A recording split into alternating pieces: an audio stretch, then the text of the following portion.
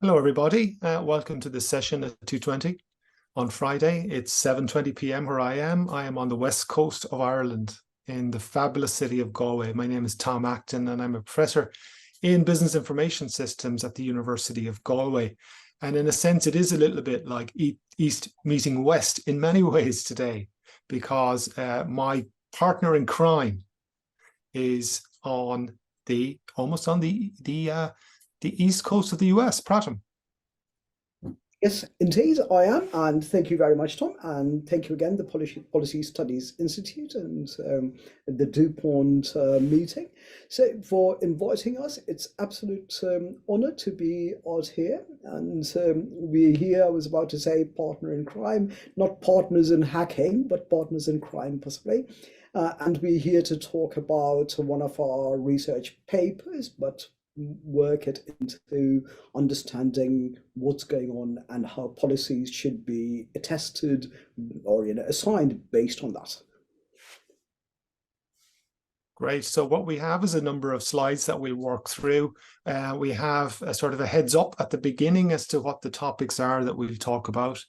And certainly if you join live in this session, feel free to jump in either through the chat session or by just jumping in on a microphone. So let's jump into our slides and let's get chatting about it. So our themes, we have four sort of chunks, four pieces of the cake to sort of get through and eat.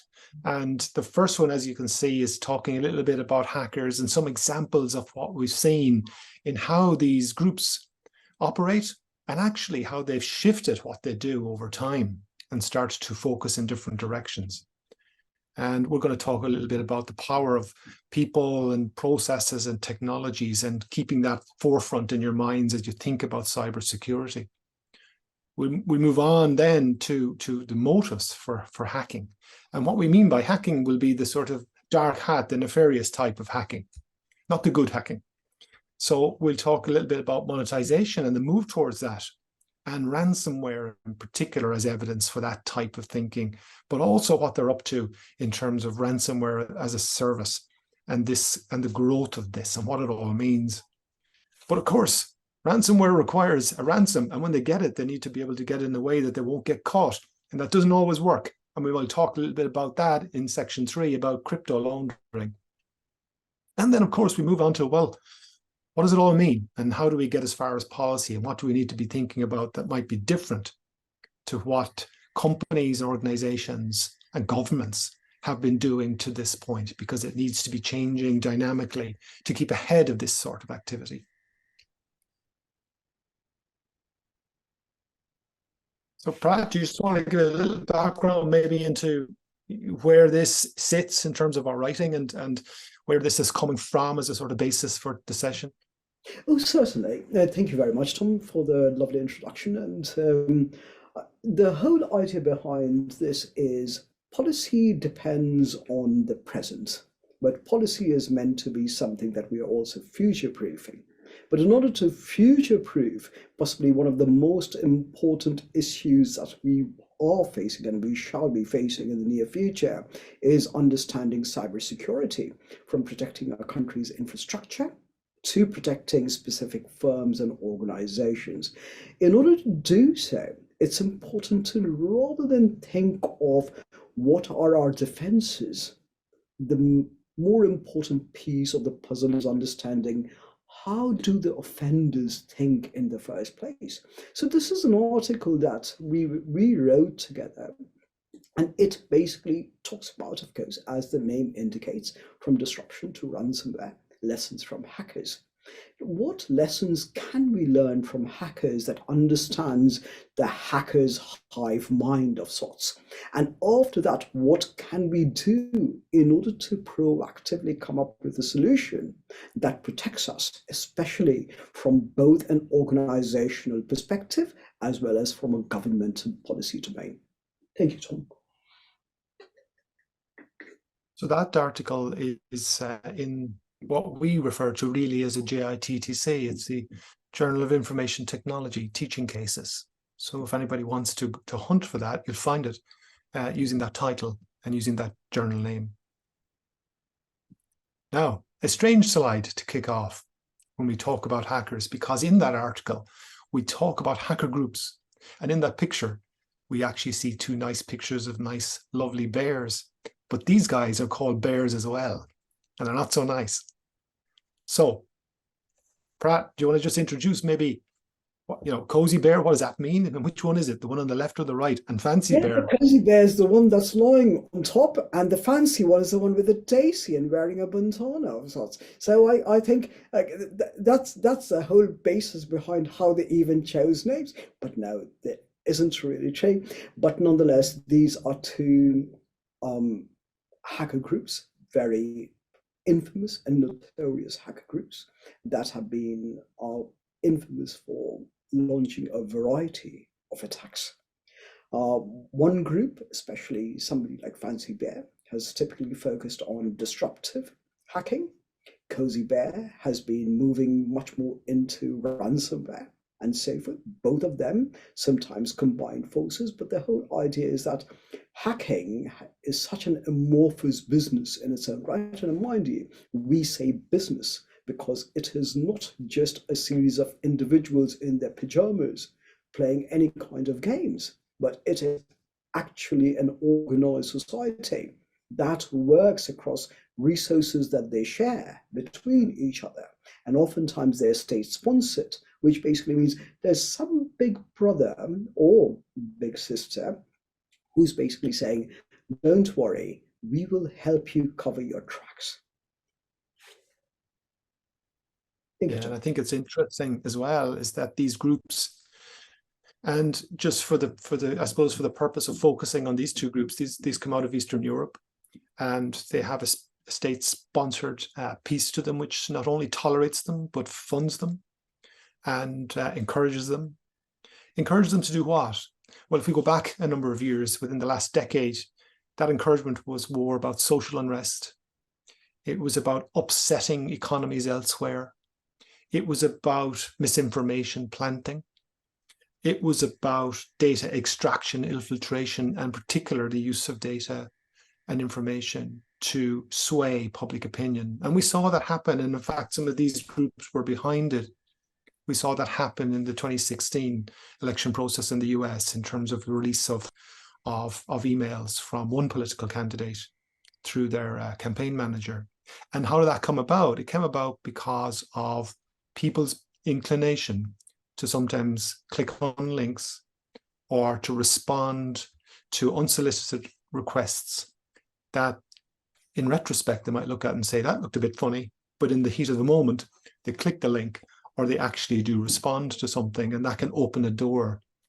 And what we've learned from these guys like Cozy Bear and Fancy Bear, these outfits, is that all they need is one door open and in they go, and they grab data or they lock it down or they wipe it out, or they will take the data and spread it on open platforms to try to sway public opinion in one direction or another.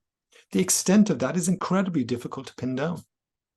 But we see words like spear phishing appear a lot with these groups. And what that's about really is about targeting usually a high value individual to try to either grab their passwords and their access to certain systems, typically by inviting them through attractive email headers or messages that they will be inclined to either click to read or try to open, and that could be enough.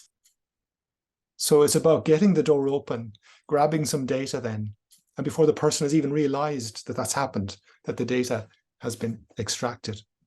So these have political motives. But you know what? It's changing a lot, because the political motives to, show others in a poor light so that your country or your group looks like it's in a better, a brighter light, that's changing towards monetization. How can we make money out of this stuff? And of course, that's a whole extra level of danger, because we see some of these groups willing to work together because they can drive around in the SUVs. They can spend like crazy, and they don't have to worry about the cost of their incessant smoking habits.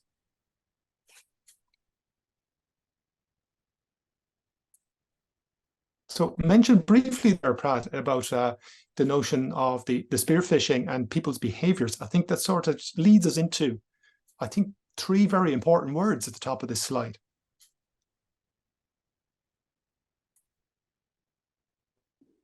So, working off what Tom just mentioned, it's interesting to think of the very fact that, you just need, as he said very specifically and very clearly, you don't need many doors open, you just need one door open. Now, of course, how do you find out the vulnerability in the door? Sometimes it is just a really bad quality door, which would be a bad technology or a technology that hasn't been patched. It could also be the way the door is opened and closed at certain periods of time that makes it problematic. And you know that this is the time when people aren't really monitoring it, which is the story of the process. How do we open and close these doors? And then, otherwise, the third part, or the more dangerous part, though, is who opens and closes the door? Can we find that person? Can we have that person or deceive that person, or be a confidence trickster, do social engineering to get that person to open the door for somebody that is otherwise unsavory? What this basically shows is how typically hackers work. And in the red, it's about how they capitalize on people, right? Whether it's phishing, whether it's asking people to, giving them a sense of dread, a sense of fear, a sense of urgency. Anytime human beings face a sense of uncertainty, we stop being rational. We start being irrational because we know that we panic, and panic oftentimes reduces us to becoming absolutely impulsive. The next piece, of course, if you look at how the email communicates, itself through the whole system, how by changing a webmail interface to a shortened link, full spam and phishing filters, how it can relay the communication. These are stories of organization and business processes, by which we even say this is how an email should jump from hop to hop to hop. This is how we decide. This is the process by which we say this seems to be okay. And if you can capitalize on the process, voila, you've been able to reach your mark. And finally, of course, is the technology, which is very, very important. But as you see, people and processes are way easier targets than technologies are, because technologies can oftentimes be updated with a quick patch. When we try to change our own habits, it takes years. You can patch a technology in seconds. Changing a process or re-engineering a process takes months, often years. And changing a human being, well, best of luck. So that is where the interesting piece is, which is understanding which targets are the most lucrative. And the answer is people, then processes, then technologies. Just patching a technology doesn't fix the otherwise dangerous pieces of the puzzle. Thank you, Tom. Thanks, Brad. I think to add to that, I think it's important also that to realize that many organizations will focus specifically most of their budgets, their time, and their assumptions around the technology piece. So provided they have a firewall in place, they feel safe. Provided they're asking everybody to change their passwords, they feel safe. But little checks on whether these things happen. So let me ask anybody listening or people looking at this afterwards to consider a few simple things, even at the individual level. In terms of you in that sort of red area on the left, the people piece, think about how often you change your passwords. Think about whether they're different to the ones you used the last time. Think about your reaction to having to change a password because your organization makes you do it periodically, and whether or not you just tack a number on at the end. And also think about this, because this is one of the very basic techniques that those groups like Cozy Bear, Fancy Bear use, which is credential stuffing. It's the notion of, if I can get your username and password for one thing, chances are you use it for other things. And if not, maybe some slight variant of it. So in that sense, do you use passwords across the services that you use, from your photo storage online to your Netflix account to your bank accounts? Or are they all different? And how different are they actually? And are they simply maybe the name of your pet with the number 2 or 3 at the end of it? So sometimes simple things like passwords are A, rarely changed, B, quite guessable, and C, if they're in the wild because of some data breach, chances are that password is still being used. We saw examples in Europe of passwords for Sky TV being breached and in the wild many, many years ago, sitting in the dark web, and many years later being used as threatening techniques by certain groups to say, we have your password, pay us some money. And of course, many people, and it only takes a small, tiny percentage for those people to make money from it, will pay up on the basis that they're still using the same passwords or similar ones many, many years later. So this is about human behavior. Also think about resistance. You're prompted to change a password on your email account, and you sort of want to resist it. You want it to go away. Don't bother me now. I'll do it later. This is human behavior that's capitalized by some of these groups. So simple techniques like, thinking about your behavior online, pausing before you click that link. So that transaction, you get a text, that transaction didn't go through, please click here. Does it look like that bank? Is it coming from a strange number? All of these things, all it takes is a tiny percentage of people to behave inappropriately or rapidly or rashly for that to open the door. And I think that's something that organizations really don't spend a lot of time at. And we'll get to that in terms of the recommendations, because sometimes companies will put some cyber training in place, and that's it then, done and dusted, people are trained up. But that doesn't work, actually. What works is seeing cyber vigilance around you. What works is constant reminders. It can be annoying, but it works better than once-off training. So the people piece is very much behavioral. But you know what? And I mentioned a little bit about passwords there.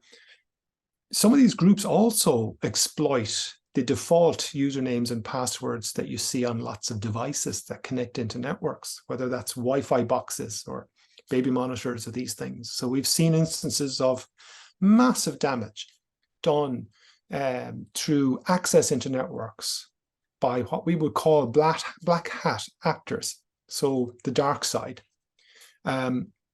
through just using the default usernames and passwords on devices that people just don't change because they buy a new smart doorbell and they hook it up and it works and they don't want to mess with it in case it doesn't work.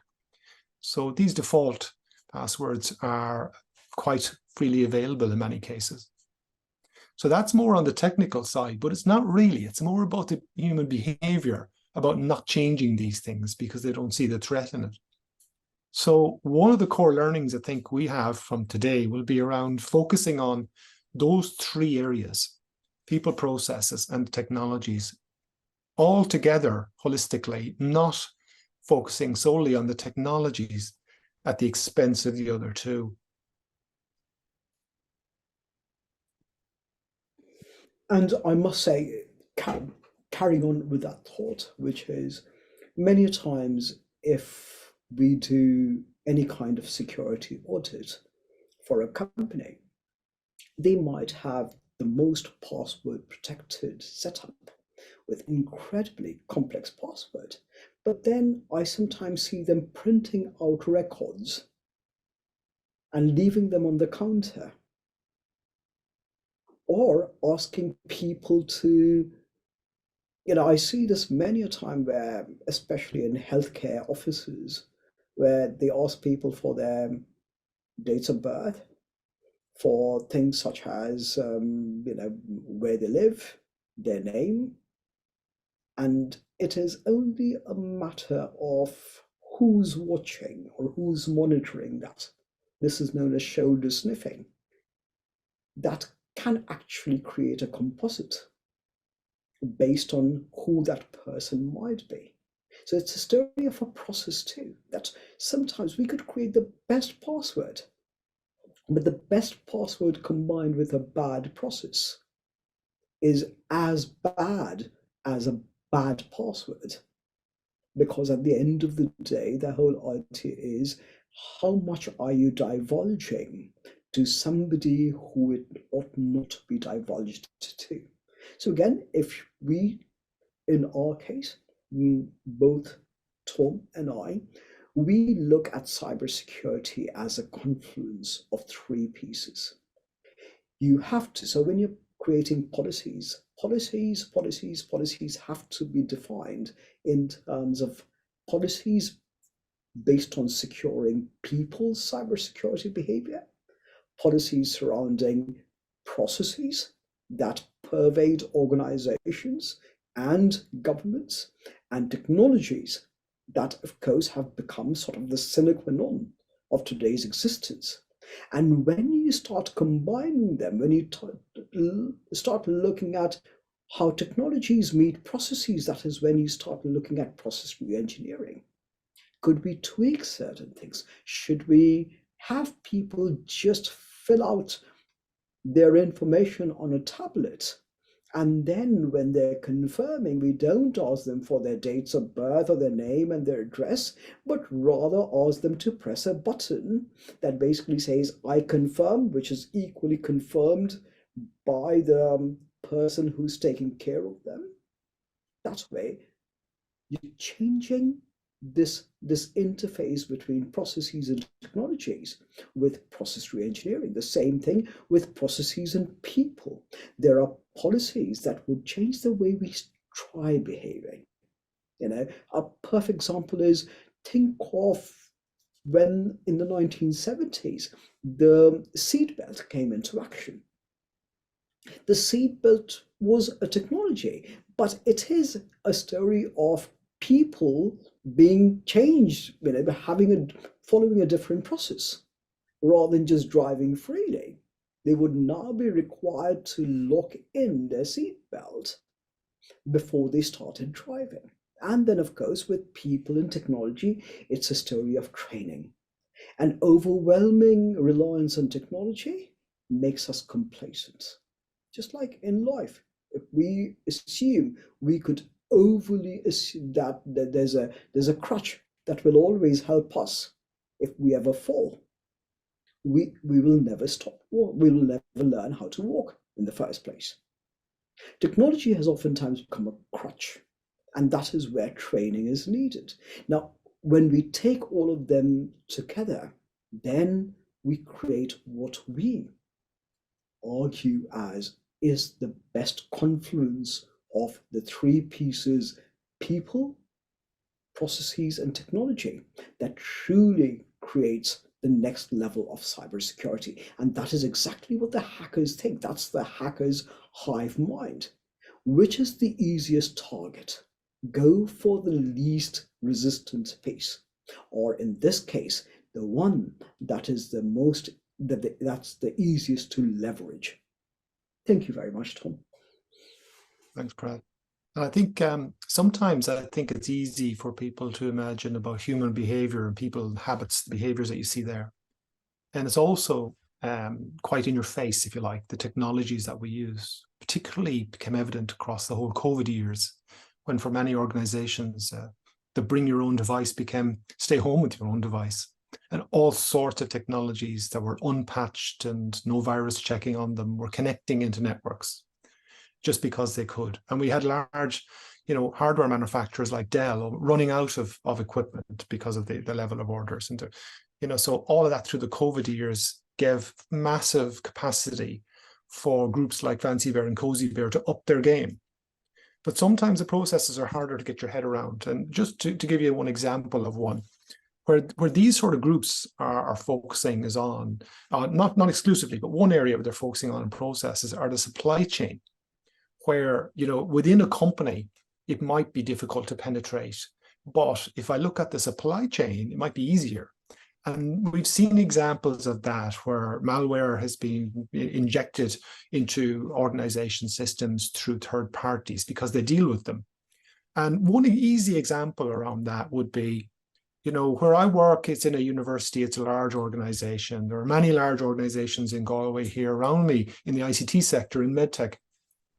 They get supplies from various places. It's very easy to sit outside the door of one of these and see who delivers their photocopying paper, because the van will pull up and it will have a logo at the side of it. So now I know who delivers the photocopying paper, and probably they have a single supplier if they're big enough. Now I ring the company, not the photocopying company, I ring the company they're supplying and I say, well, we've changed, we're really happy with the business, but we've changed our banking scenario and we've now moved to a different banking account. Can you now transfer your payments to this one? Over the phone, this can work. So what have you just done? You just redirected a pile of payments from that big company for paper to somebody who they think is real because you're saying you're from the company. And you've just exploited, using really old technologies, the mobile phone or just a normal landline, and you have now potentially robbed some dosh. And that can take a while, perhaps, for that company to actually determine and identify that that has happened. And there are many examples of that sort of supply chain type of process has been redirected into nefarious bank accounts. And fundamentally, it's a monetization effort. That doesn't require any exfiltration or robbing of data. It doesn't require any malware necessarily. It can be as simple as that.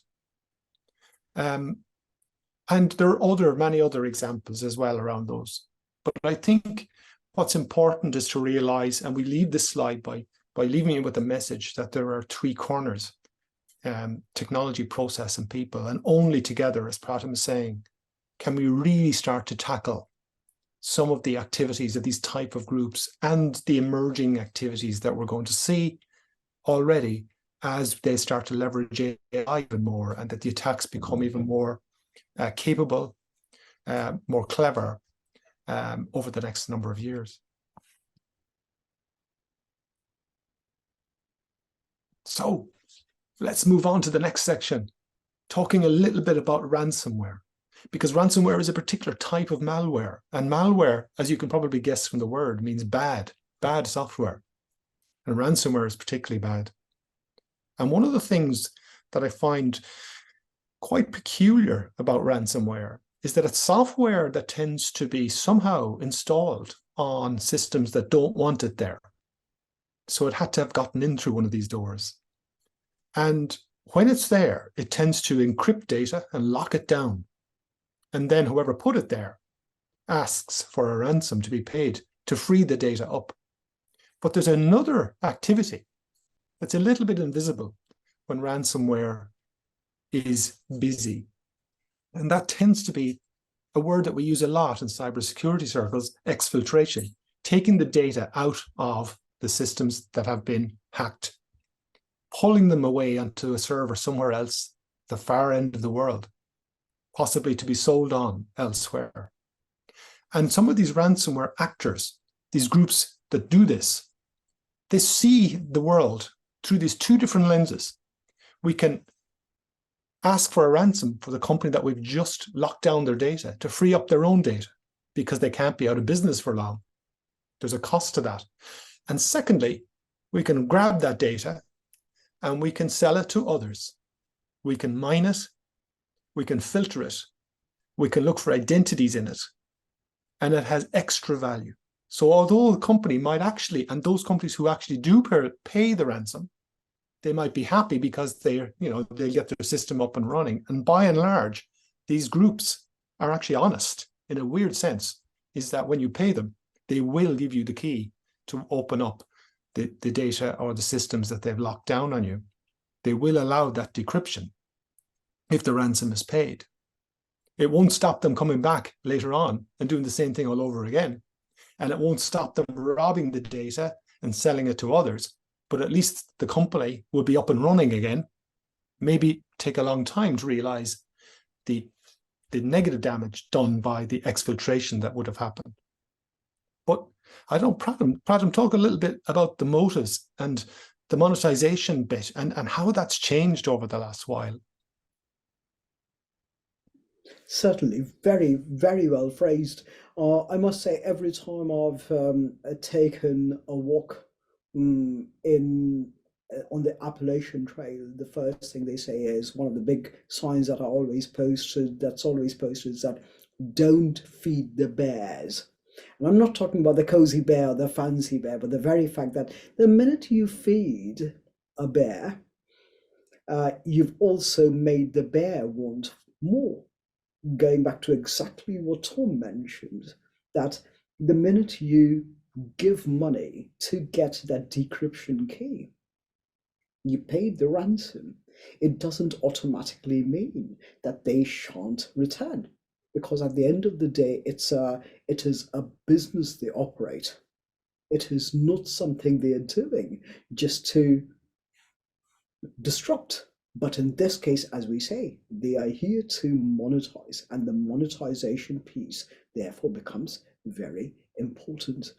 So as we move forward, we will talk about how these monetization pieces come to be. So Tom, my dear Sam, is it possible to move it to the next slide?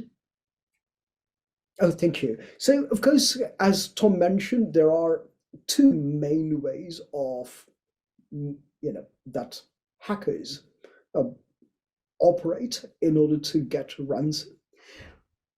But let's take one step back by mentioning that all ransomware attacks are hacks, but not vice versa. Not every hack.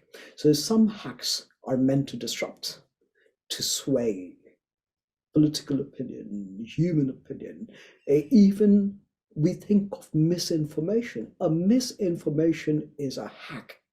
It's a part of psychops or psychology or psychological operations, which oftentimes which has been used in warfare forever.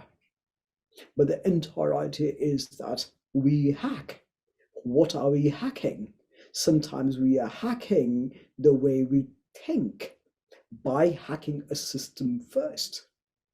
It's not always the denominator is always the same. It is a hack that happens.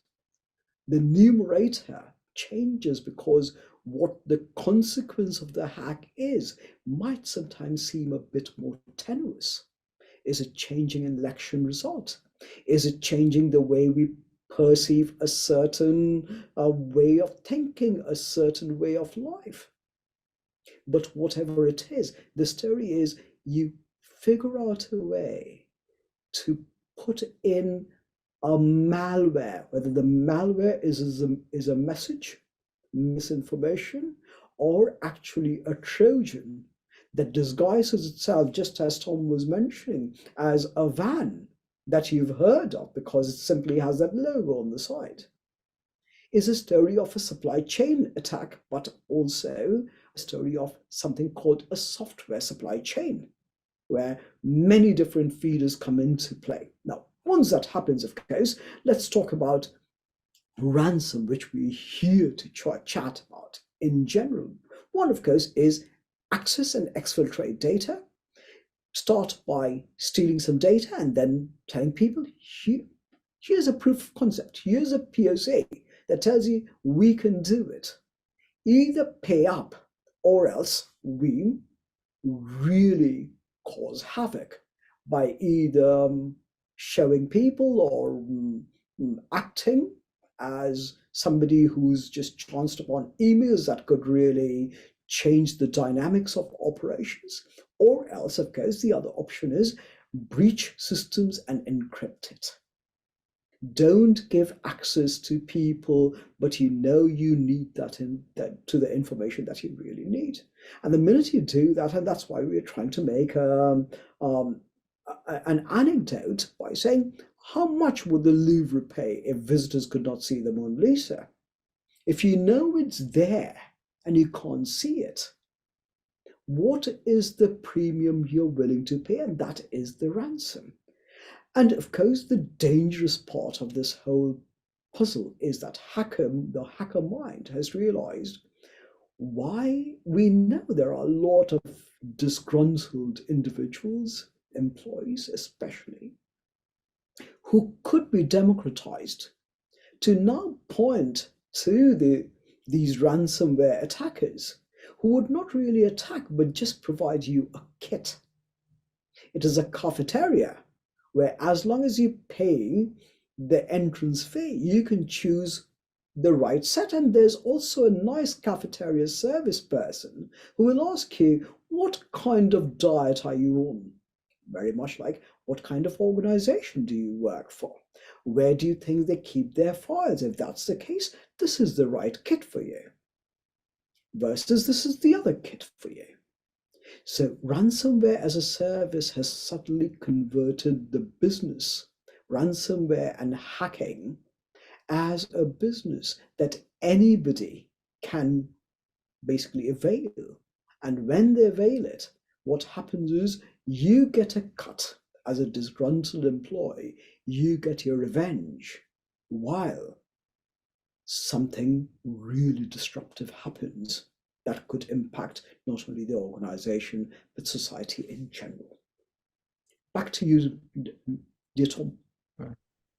Thanks, Brad. And I think this is quite worrying when, let me just add to what Pratt said. It's quite worrying when, I would say your jaws should drop at what I'm about to say to you now, because some of these organizations that would plant ransomware in a company, in government departments, in public services, in hospitals, they have call centers with very capable multilingual people at the other end of a line, and will answer in a very chirpy way, a very positive way of, how can they do for you today, sir?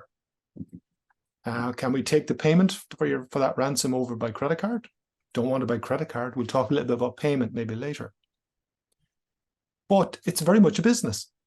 Absolutely, sir. We will pass that key to you, usually through a simple text file, and we'll make that available to you. And the decryption key will be there, and everything will be back up and running. Give us a call if anything is wrong. And it's all very transactional, very business-like.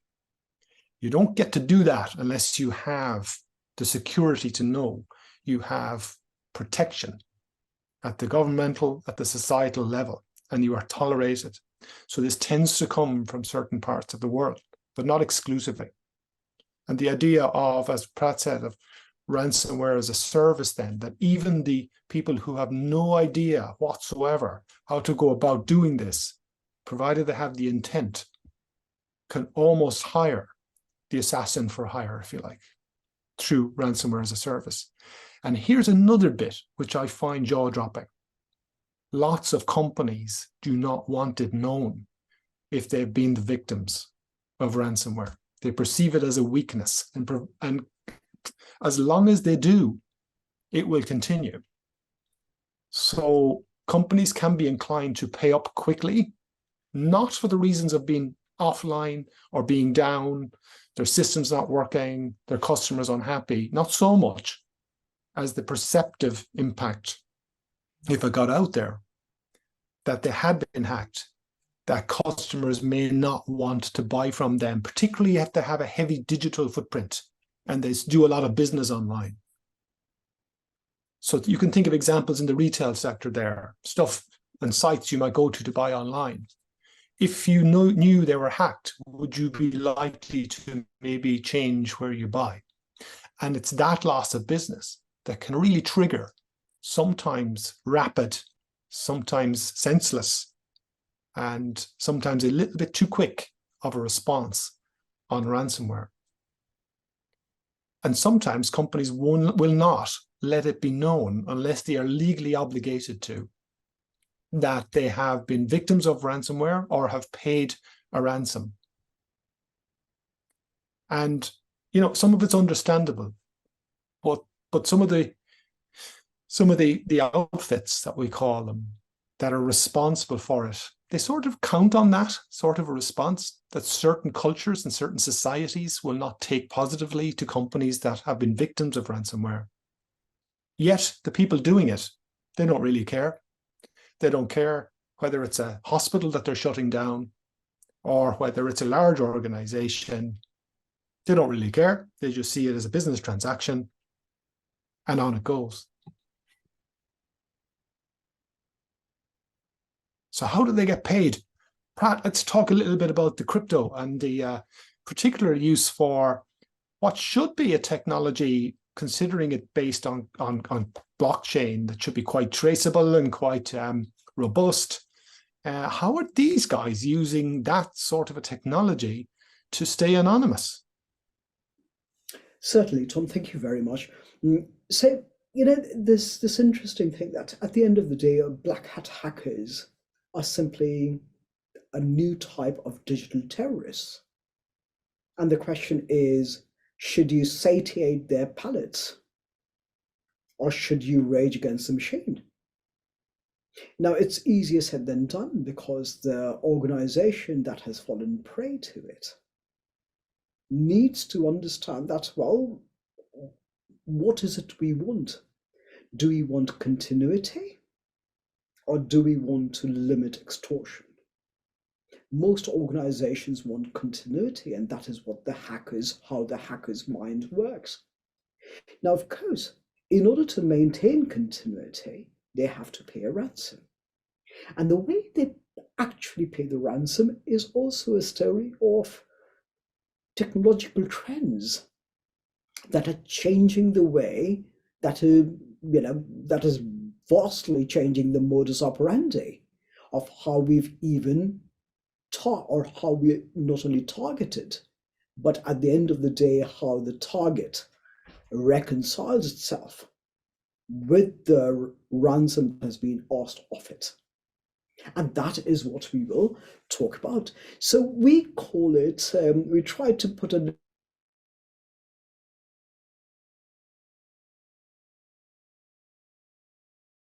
cycle where hackers use a lot of byte laundering. So assume that they're in the dark corners of the digital world, where you've got digital bits and bytes playing our high-stake games. You've got this byte laundering that goes on. Now, digital dirty money that you receive as a ransom. The big question is the famous phrase that especially groups like FBI, always ask is follow the money. If you're following the money, and if you can follow the dirty money, you can find the perpetrator. But what happens if you obfuscate the path that dirty money takes? What could help you obfuscate it? Let's say a newfound technology that is becoming very popular, that is meant to provide transparency, but allows you to enter the zone of obscurity in every shape and form. And so what we jokingly say is we can, hackers can transform conspicuous loot to untraceable e-cash faster than you can say blockchain.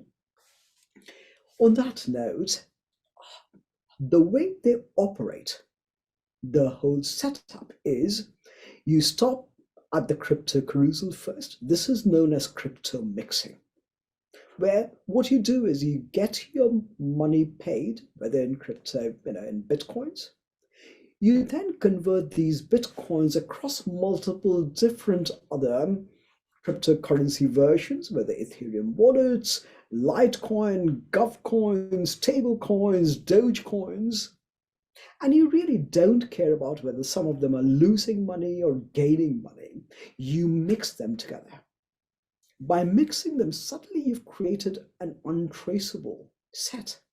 Next, they put them through the onion router washing machine, where a bunch of anonymous networks will constantly change and move the crypto cash, the mixed crypto cash, across different accounts and different wallets.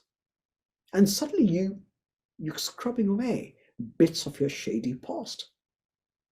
Then, of course, is the spin cycle, where That is the piece de resistance, right? Where users launder cryptos and then buy a few digital assets such as NFTs, and suddenly the hacker with a shady wallet is now a digital investor with digital bling.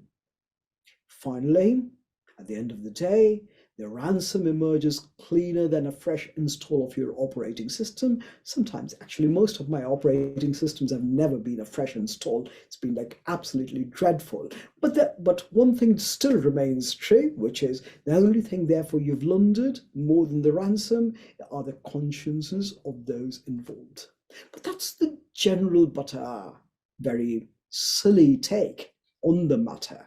We are trying to offer a little bit of what do you call it, levitas to gravitas. But nonetheless, this is something that happens every single day, every second, even as we speak. And just to add to it, I think it's important to realize that only a tiny percentage of those who are requested to pay ransom, even if they pay, it generates a lot of cryptocurrency and a lot of value for minimal effort on the side of the black hat. So we talked a little bit about people, processes, and technologies being more important focus than just solely technologies, because that's what we see. And then when companies and sometimes organizations try to focus on the people piece, they tend to put some training in place as a single shot training. And it tends to be a check the box exercise that they've done it and they need to show that they've done it, and it's not really lived. So what are our recommendations then? What do we see happening? And some of them at a very discrete bullet point level are actually quite obvious when you hear them, about changing passwords, about pausing before clicking. And if it's too good to be true, then it probably is. Have you really inherited $500,000 from a long lost cousin from a country where you're not too sure where in Africa it might be? Is that real? And it's about behavior. If somebody rings you up on the phone or sends you an email and asks you for information, why would you give that? It's just pause for thought.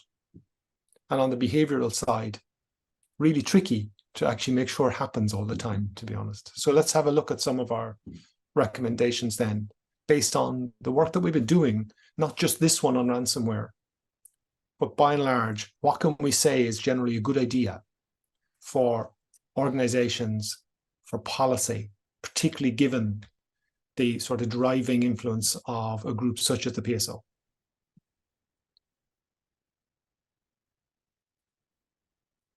So I think one thing, and I think Prat, I'll hand to you in a second. I think one thing, if we look at the top of the picture there, we see companies who are organizations who spend a lot of time and effort producing these things, policy standards, procedures, guidelines.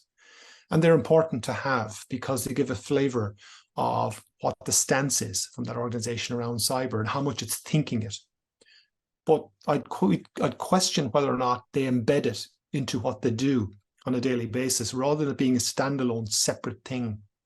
So cyber needs to be a core part of processes, of daily behaviors, and a core part when we buy, replace, update our technologies, that this is front and center, not something that's tacked on at the end. So some of these documents can be short to the point, and they tend to have high value. Some are very lengthy and tend to not be read. Some are vague, like guidelines. You should do this. This is good practice. That doesn't make people or change behaviors necessarily. Procedures and processes get intermingled. Standards are, what everyone else is doing and what we should be doing, but are we? So unless we measure our adherence to these things, and they're living documents, and our policies might be about whether it's allowable to bring a USB stick into the building, whether it's allowable to bring my laptop home. All of these things are based on policy, but are they enforced? And what is the impact if something goes astray with any of these policies? So it needs to be lived. But a lot of that's down to the culture of the organization. I know, Pratt, you're a big believer in sort of bad culture, good culture, and the difference that can make. Indeed, yes, thank you very much. And that is exactly the point we try to get across. We're trying to get across, which is that you can have great policies, but if you meet bad culture will win every single time. It is strange. It is amazing that just by driving the safest car with a bad driving habit, which is a process where I might have a tendency to check my phone or might check my emails or text every 2 3 minutes while driving. It's a process theory, or I follow a really dodgy road to work, even though I might have the safest car, or the very fact that I might panic or I might be very stressed changes the entire dynamics of how safe the car is, because the car might be safe, the entire driving experience will not. So that's the dangers which basically brings us to some of these. So we've broken up policy story into two parts. There has to be an alignment between what the government decides should do versus what organizations should do. Unless there's an alignment between them, a misalignment is going to make cybersecurity policies as elusive as if there were no cybersecurity policies in the first place. So, for organizations, of course, proaction is key. You know, you need an organization culture of preparedness. You need to identify, you need to inventory, you need to monitor your processes, your systems, your data all the time. This is called valorization. Know what is important, know how it moves across the organization, a single piece of data that is so important to you. When it moves across the organization, are there particular way or places that you think they might have a higher degree of vulnerability? Then, of course, system and data backup should be priority culture, even more, we argue, than systems and data security.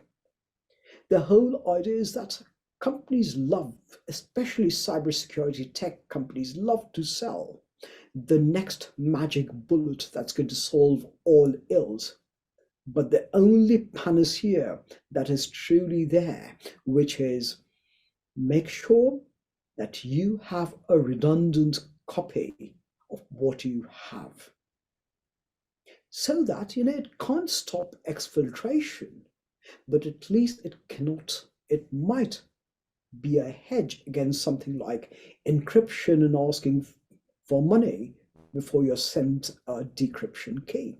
So loss of possession should not be loss in confidentiality or loss in control, which is what ransomware hackers capitalize upon.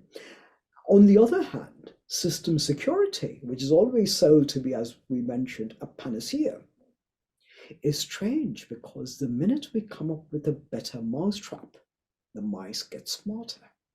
It's a constant cat and mouse game. So what do we change? So even though we should back up and encrypt with data integrity checks like checksums and so forth, securing users and securing processes must be fundamental piece before purchasing secure technologies, else purchasing secure technologies will simply act as a lip service, nothing more. It would be, if we could coin the phrase here, it would be more like cybersecurity washing, very much like greenwashing. We are not really changing the way we behave. We're just saying something that says we're put in 5 recycling bins and therefore we are carbon neutral. That really doesn't change the basic fact, the de facto operation, by creating a de jure emphasis on something that appears to be important but isn't. So it only takes, as Tom very well said, it only takes one hole for a bath to leak. And then, of course, we have our final governmental policy sets that we think might be enticing. Would you like to take over, Tom? Thanks, Brad. Um, yeah, I think, sometimes, and we mentioned earlier on that lots of companies, organizations can focus a little bit too much on the technologies rather than focusing on the processes of where did the data go actually. And you can take that from a information flow perspective in a company, any organization. How does the data move through the company? Who has access to it? And it doesn't give an awful lot of thought to privileges that its users can log in and see stuff that maybe they shouldn't use. And it needs to think through those processes in terms of where does the data flow to get a product from A to B, or a process from A to B, or if we have a customer ringing in because they have a problem with something they've bought from us, what happens next? Where does that information go to? And think through the processes. And that in that vein, it therefore becomes a big question, because this is the policy studies organization that we are honored to talk at. We have to say, proactive legislative policy is tricky because innovation moves faster than legislation. Who keeps pace with whom? Is legislation's job to spread the light or to tame the light? If we tame the light, we could create a laser. We could spread the light, we will create brightness. What should therefore legislation do? And that is possibly one of the more profound philosophical issues that sort of pervades all part of legislative thinking. First question, of course, is, or the first point we want to mention is the fact that it is an age where we will see cyber insurance grow in leaps and bounds. More cyber attacks, basically risk, it's no longer uncertainty, it's now risk. If there's a risk, there ought to be a hedge. If there's a hedge, there must be an organization who is there to manage the hedge, which would be a cyber insurer. But if that is the case, who sets the basis for what goes into saying that this organization is sound? Should the government therefore behave or create an agency like the SEC to govern and monitor and ensure that the proper cyber security procedures are being followed in organizations as sort of a preface to even offering cyber insurance? Should that be the government's job, or should that be the market's job? If it's the market's job, is there a risk of market failure? Who takes care of that? Then, of course, we talked about crypto laundering, or ransomware laundering using cryptocurrencies, which brings to fore the other big legislative policy issue, which asks this question: should crypto be brought into the mainstream, or should we demonize crypto? If crypto is being offered, but crypto can be purchased with anybody with any degree of virtual anonymity, it really does not serve society or the general public that is a part of both the problem and the solution, by saying crypto is something that might just be the story of what's going on with Binance, or what happened with FTX. Should the government therefore try and make crypto a part of its general modus operandi? Because then suddenly, if it gains legitimacy, it also gains transparency. It's important that way. And finally, AI, which is the boon and bane of existence today, can change the entire dynamics and the entire calculus of cybersecurity. But how do we learn how to tame both this whole idea of technological innovations in crypto, in AI, and then link it to something that will not only protect organizations, the government, but also critical infrastructure that supports every single part of our mainstream life. And that again is becoming a huge part that when the policy or policy makers look at it or even review what we are talking about, it is important that please do not forget to legislate AI in alignment with legislating security and crypto. These three things are linked together. And of course, the umbrella that rules them all are the people, processes, and technologies. Tom, back to you. Thanks, Brad. I think you wrapped up very well there. And I think to look towards the future on AI, we move away from 5 years ago where we started to see poorly written ransom requests, poorly written, ridiculous spamming emails, to stuff that's actually using, properly structured English, stuff that's semi-believable. And with the onset of AI, the potential for voices to be heard on your own phone that sound like somebody you know. So the sophistication and the level of potential seriousness and seeing through the obvious frauds, it can be overcome by some of that AI technology. So we really are chasing our tails when it comes to the rapid development of AI versus the need for legislation in a protective way. And I want to thank Brad for wrapping it up like that very nicely. We're at the end of our rant on this, if you like. We have much more we could say. I think we could be here for 8 hours. But that really brings us to the end for today in terms of having a focus on those three pieces: people, process, and technologies, running through the order of things we talked about, and hopefully then some food for thought in terms of what might be things to consider.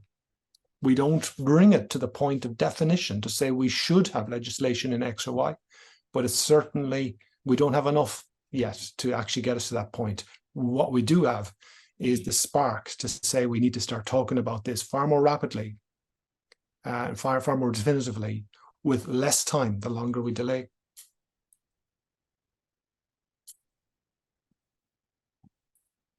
Thank you very much. I'll definitely change my passwords today. We have some participants remotely. Does anybody have any question or comment?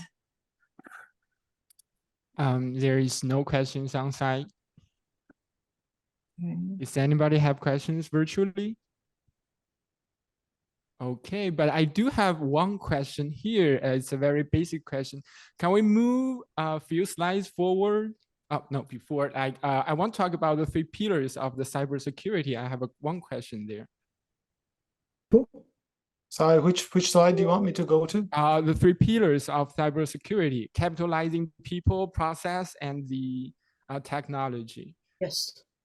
So I think from our discussion, the process is more stands for the government who issue the legislation, and people stand for like me, ordinary citizens, and technology stand for the corporate. So I have a question, like, how do you see us as academia plays a role in this circumstance? Like, what the thing we as academia want to promote, or we want to smooth, or we want to add the cybersecurity protection, like this? Yeah, that's my question. So if I may ask you, when you say as academia, so even in academics, the big question becomes that, well, beyond the fact that processes are everywhere, right? Yes. We have our own individual processes, right? When you wake up, or whether you want an espresso or something like that after the fact, or how you make your espresso, we all have our own processes. So in academia, the big question is, there are a lot of processes that require re-engineering. When I even look at something like FERPA, which is such an important piece in academic in the US in maintaining student privacy. We can talk about that, but the way student records are actually handled, from the way students fill out their forms, to where those forms are kept, to who can access those forms, are stories of processes. So those processes, even within academia, are things like government policies can't always change processes. They can monitor processes, and they can only penalize what government think are inefficient or insecure processes, only if, of course, legislation. But it goes back to maintaining our own homes by saying, what is it that we need to re-engineer within how we operate currently that would make it a bit more secure? I don't know if we answered your question. Yeah. Thank you. And I saw there was another questions in the chat box. Yes, Yeah. I saw it. I'm trying to read it right now. Do you want me to read it? Yes, please. That'd be lovely. Yeah, I have a question from Aravind Jose. The question is, wouldn't cybersecurity benefit from more first principle focused approaches? As in, isn't it a fact that cybersecurity is this critical, hot burning, pressing issue because the internet is being used for purposes that were not part of its design decisions? Business and government activities now use the public internet to handle sensitive data, which is giving rise to the critical concerns of the day. Internet is being treated, considered like electricity. Flow of data in place of flow of electrons. Flow of data powering information systems, while flow of electrons power electrical and electronic systems. But it is the medium channel protocol of internet suitable as a general purpose medium channel like what electricity is? I think it is a brilliant question. If Tom, may I try and answer it? Fire Pratam, I know Aravind quite well. So I'm going to start by saying, should we therefore protect cars that are on public roads, or should we say that the only way cars can protect themselves would be to stay on private roads? That, of course, is the more philosophical tackling of the issue. But then it goes into something deeper, which is, it is a burning issue, but it is also an issue that is handled in terms of how we operate in general. And the way we operate is that we have this whole idea that we want convenience, we want security, we also want privacy. As Tom and I, we always joke that this is a trilemma. You can have two, you can't have all three. The question therefore becomes, which two should the government focus on? And if the government and businesses do focus on two, the weird thing is that the government loves to focus on privacy and security. Businesses love to focus on convenience and privacy, or maybe not, just convenience sometimes. And there is a misalignment, exactly what we were talking about, that at the end of the day, the policies that are issued by businesses and the policies issued by government must go hand in hand. If there is truly a mismatch, the only person who pays the bill would be society. So I don't know if I answered your question properly, but that is my take, that at the end of the day, the internet will still be, the public internet will still be the highway. And on the highway, we still need to create the right mechanisms, the right lanes that demarcate what is secure, what is not secure, what is handled. If there is a state, can't really have a stagecoach robbery on an interstate or a motorway. Just the way we protect that, why can't we protect the same way on the public internet? Well, let me add to that as well, just going back a few decades, Pratt, from your initial example of the car, let's go back to the horse, because to answer Arvind's question, I think the horse has bolted. So the notion of the internet being fit for purpose or being used for purposes that it was not designed. Well, from day 2, that was the case. So, you know, the question is begged, well, what was it designed for actually? And really, it was just about sharing data and transferring data. Of what kind was never part of the design decision. And even if it wasn't, the horse is bolted. So the internet remains.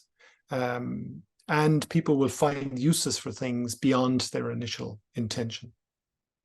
And certainly, of course, you know, there are mechanisms such as the very idea when IBM, I think in late 1990s, invented IPsec as a protocol. It created the chances to create something called a VPN, which we use all the time.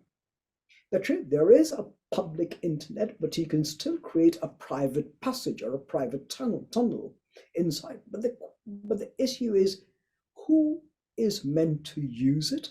What kind of information should go through it? Should all information reside there? Should everybody be forced to sign in through a VPN? If that's the case, we need to be identified better. But of course, in America, it's very difficult to have legislation pass something like a single digital ID for every single citizen in the country.